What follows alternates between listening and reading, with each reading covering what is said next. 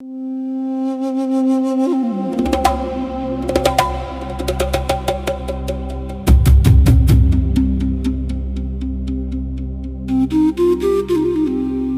February 1897, British soldiers burned one of Africa's greatest kingdoms to the ground.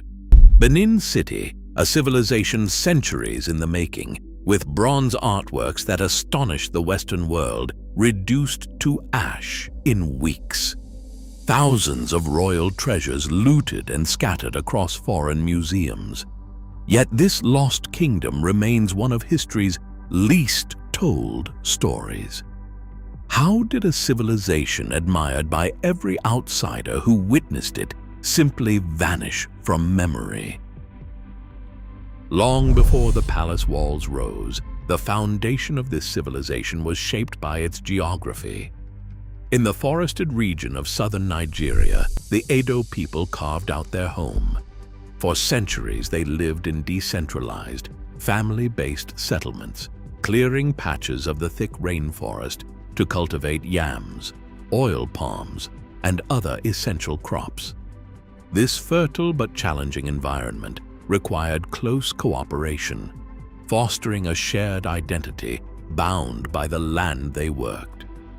Over generations, these scattered farming communities grew in size, establishing a high degree of continuity in their territories, remaining in the same locations for centuries, and laying down permanent roots in the soil. But as populations increased, so did competition for fertile land and regional resources. The informal agreements that had governed the early settlements were no longer enough to maintain peace.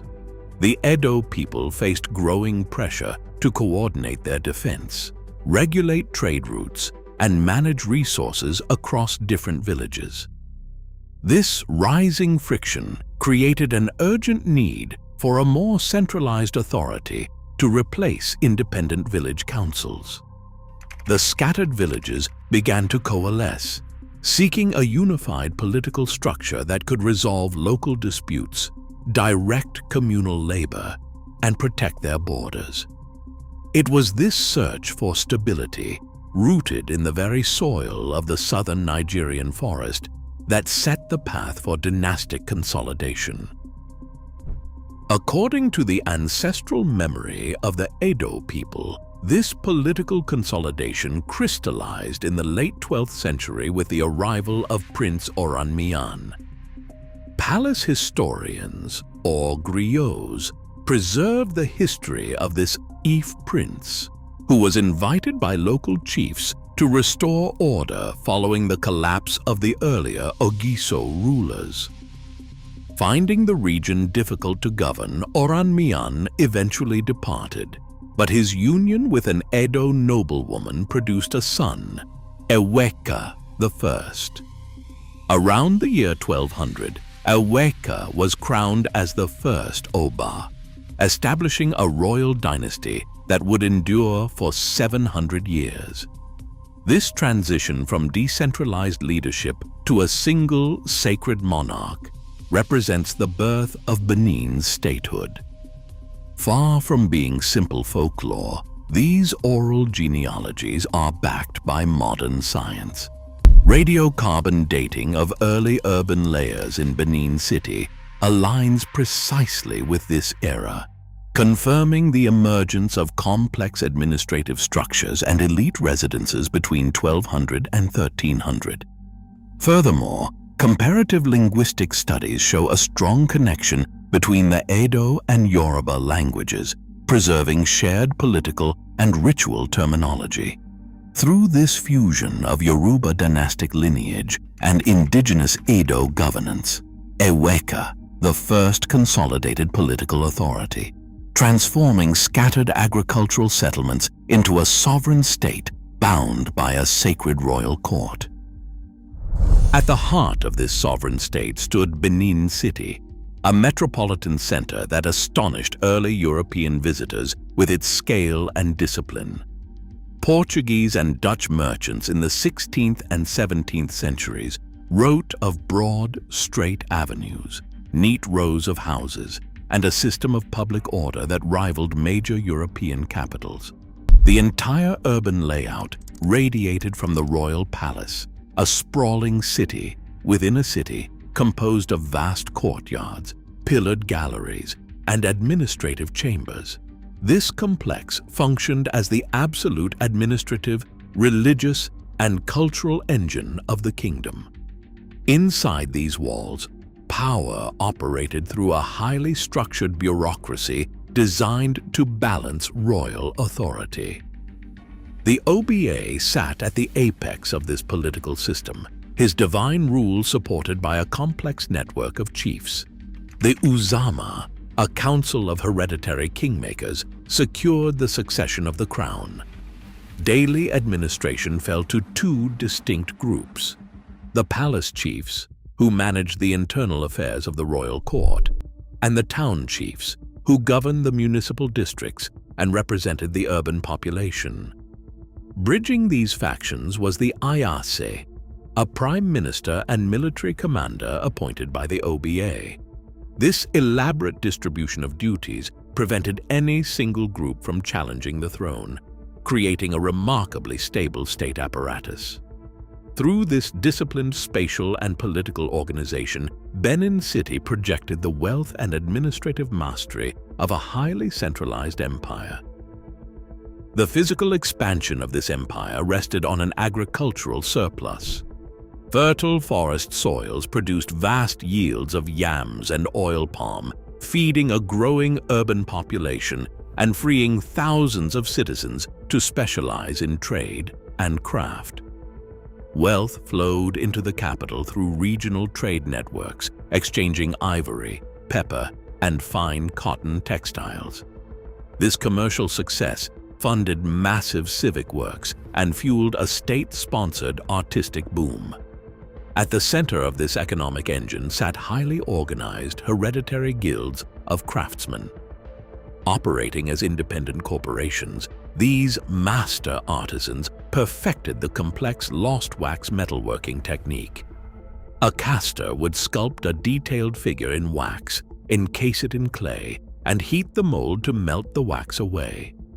Molten copper tin alloy was then poured into the hollow space, hardening into highly detailed bronze plaques and lifelike royal portraits. These artworks were not simple decorations.